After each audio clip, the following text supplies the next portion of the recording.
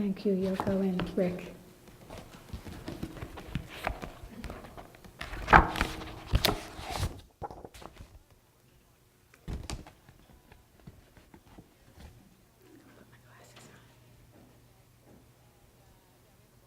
Today's subject is developing soul receptivity, or as I like to think of it, preparing yourself for God realization.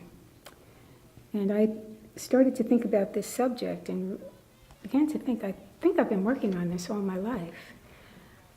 There's so many ways to approach this subject, but I thought I'd present it in 4 steps, the way that we move through our incarnations to ready ourselves for this great gift of God.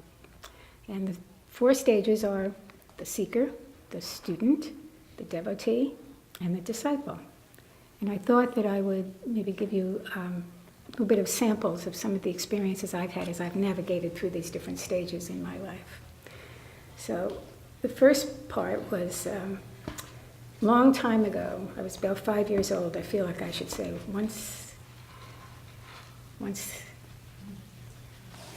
long ago and far away. But I was about 5 years old, and I thought my life was fine. I had a mom and a dad, and I had a brother and a sister, and everything seemed okay. And then one day, again, I was very young, probably 5, 6 years old. My mother sat me down and said, well, the father that you know is actually your adoptive father. Your real father, your first father, however you want to say it, died before you were born. He had been a soldier. And so we talked about it a little bit, and at some point, again, as young as I was, I said to my mother, well, if my father isn't here, where is he? And she said, well, he's in heaven. And I said, okay. And so at night, I pondered all this new information, and I thought to myself, well, I, of course, love the father that I know, but I'd also like to know my other father. So if he's in heaven, I guess that's where I'm going to have to go too. And so I decided right then and there that I was going to do whatever it was going to take in this life to get myself to heaven.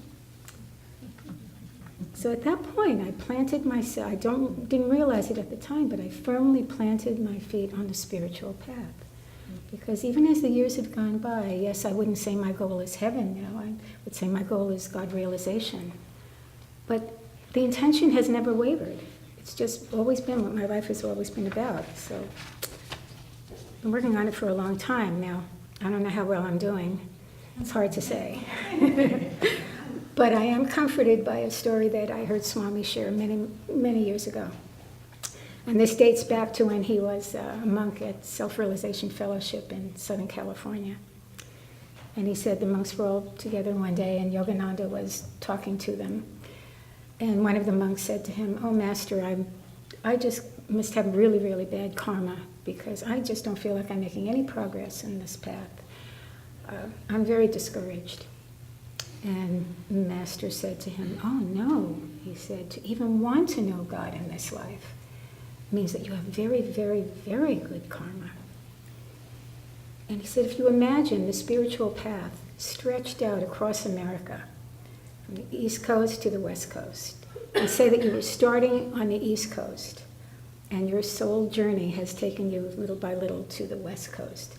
And he said, in the lifetime that you're in right now, you're already in Pasadena, California. Oh, I can't tell you how much that has helped me. I remind myself of that many, many times over the years. So seeking God realization is no small aspiration, but it can be done.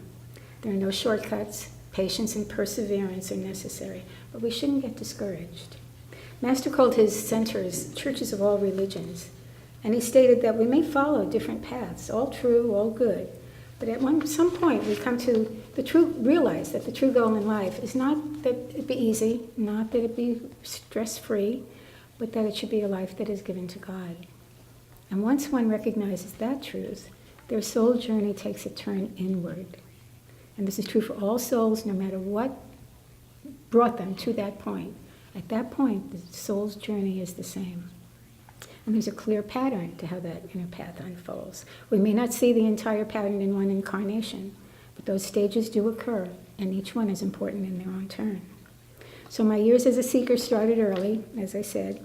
Did a lot of reading, especially on the lives of saints. I loved reading about them. And I kept coming across the word mystic. Never really read a definition of it, but I was very inspired by that term mystic, and I thought, that's what I want to be. Well, what it actually means is one who has direct perception of God. And so that's the goal of the yogi, isn't it?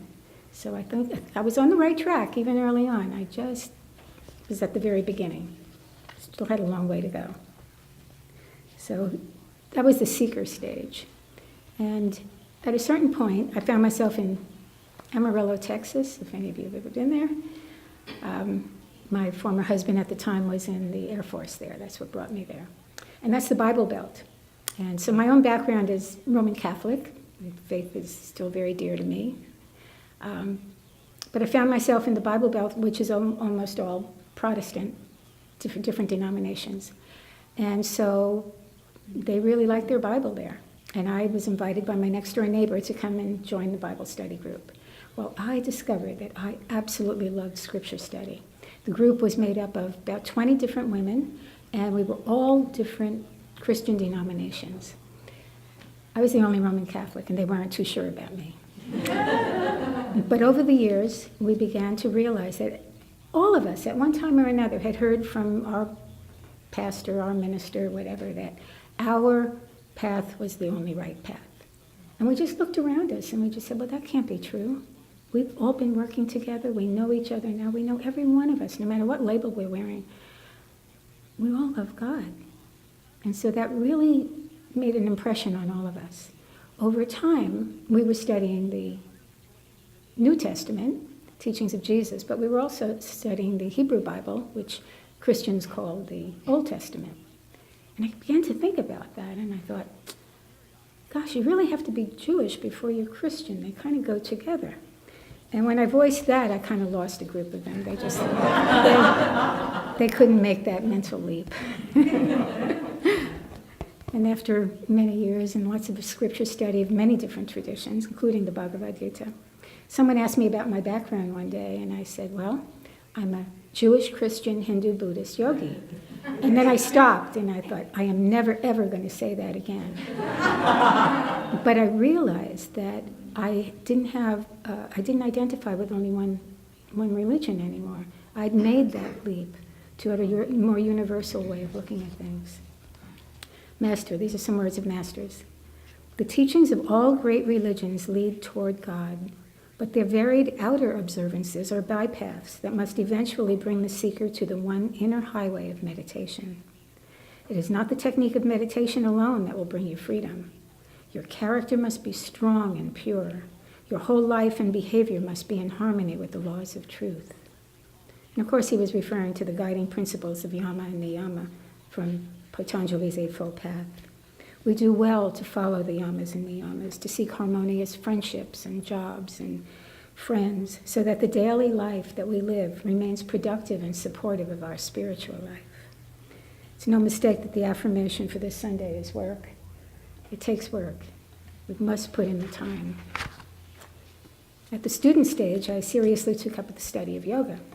And I found that I really resonated with the teachings of truth as stated in the Bhagavad Gita. So many of the different scriptures are full of allegory and symbolism. And I found the straightforward approach of the Bhagavad Gita was so refreshing and so helpful. And I knew that that would be my path in this incarnation. I have a friend who thinks that religion is all about just controlling the masses. He honestly believes this and has no use for any belief system in his life. We were talking about that one day, and when he made that statement, I paused and I thought, my experience has been so different from that. For me, there's always been this unseen force, one that I communicate with and one that I love. And Master says here, God is the most uncertain to those who do not know him, yet the yogi knows him as the most dependable certainty. And in the Bhagavad Gita, Krishna says, Those who do not understand my transcendental nature as the maker of all creatures discount also my presence within the human form. Honestly, I can't recall a time when I didn't have a sense of the divine presence in my life. Swami always used the word inner communion, the term inner communion. And he said, inner communion is what we are all seeking. We may not get to the samadhi or blissful union level in this lifetime, but it is possible to feel God's presence, maybe to a lesser extent, but all the time. So I dove into the path of yoga as a devotee. I saw myself as dedicated to the path, but I did not yet realize that there was a deeper experience when aligned with a particular lineage. I didn't know anything about lineages. I didn't know anything about gurus in those days. I tried to read some books on yoga, but I just couldn't get through them. The devotee stage, this is okay. The devotee stage is a time to explore your chosen path. Experience it. See how it fits. I always say, when you find your path, it just fits you like a glove. You just know it's yours. And so now we come to discipleship. Kabir, the Persian mystic, said, "Great is the guru, and great is the good fortune of the disciple." The best part of the soul's journey is discipleship. So many of us here have been at it, 20 years, 30 years, 40 years, and it's been just a moment, hasn't it? It's just so fulfilling. During my devotee stage, one day I was reading the autobiography of Saint Teresa of Avila. If you're not familiar with her writings, I highly recommend them. In it, she talked about the need for a true teacher, and that had never occurred to me. But as soon as I read it, I thought, oh my gosh, that is what I'm ready for. So I immediately got down on my knees and I prayed for a teacher. And within a year, I found Paramahansa Yogananda.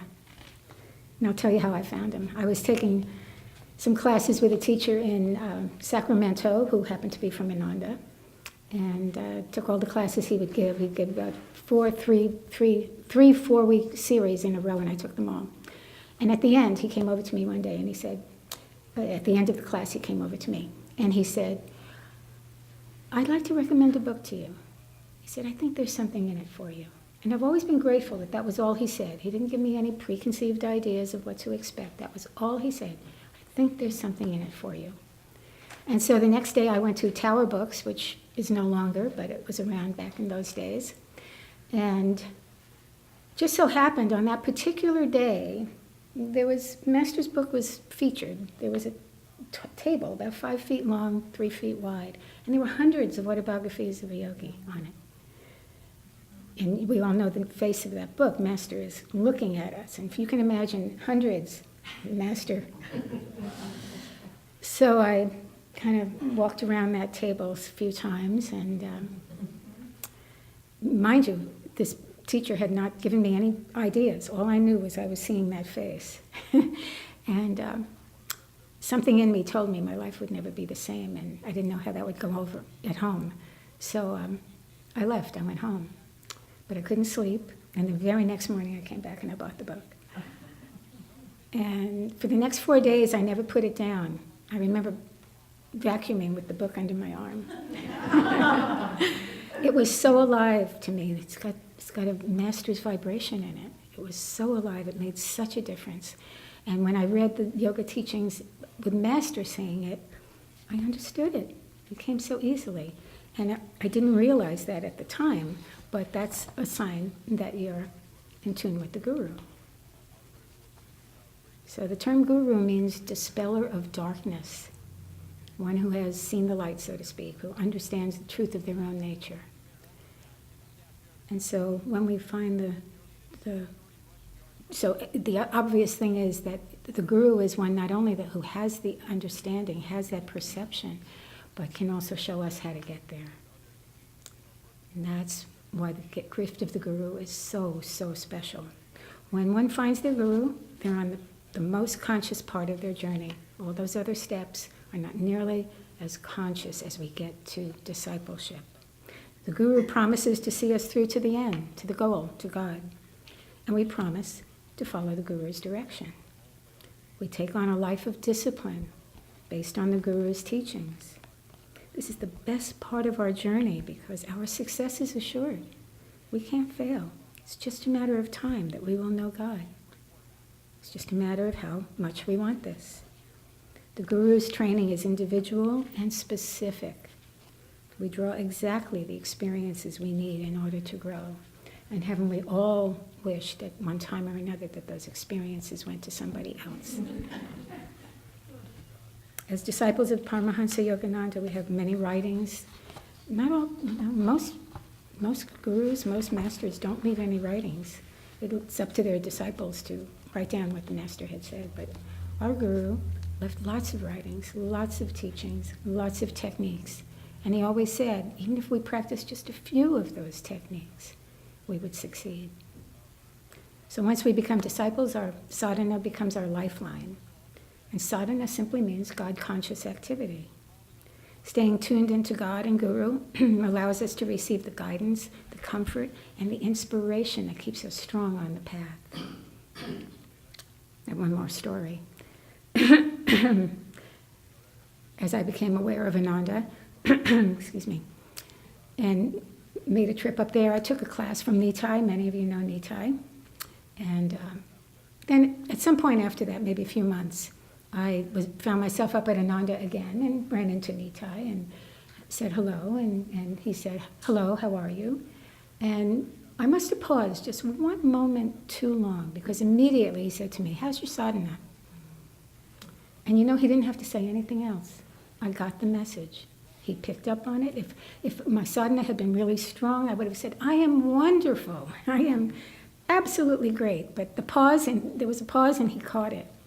And I've been so grateful to him through the years for that one moment. He gave me such a gift of understanding how important sadhana is and keeps me on my toes.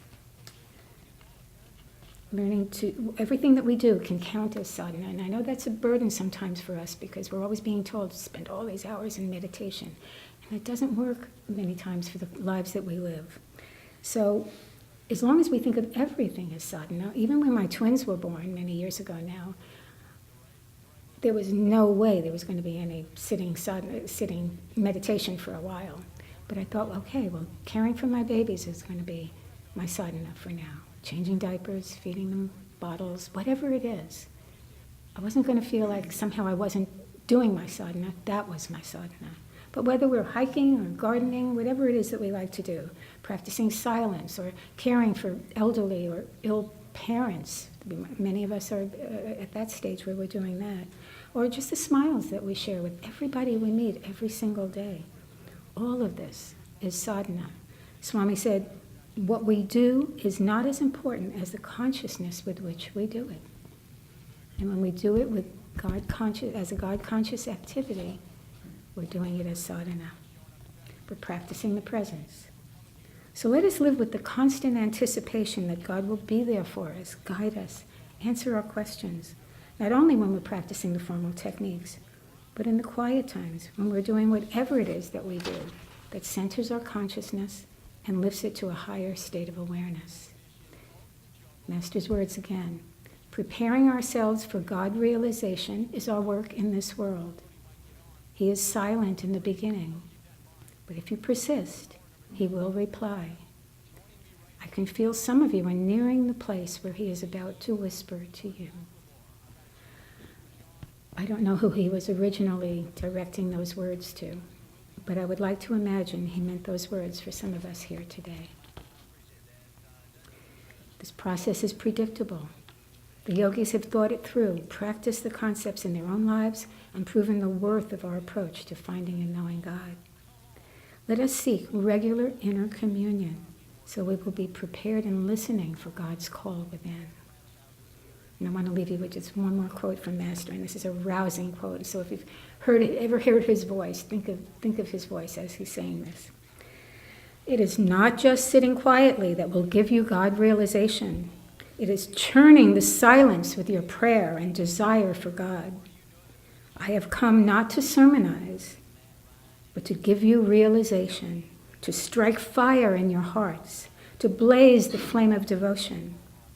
Whether I laugh or cry At the scenes of this earthly drama, a current of bliss is ever underneath my outer consciousness.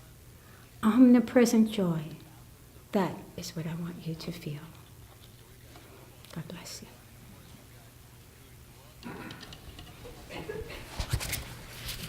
We'll have our offering now.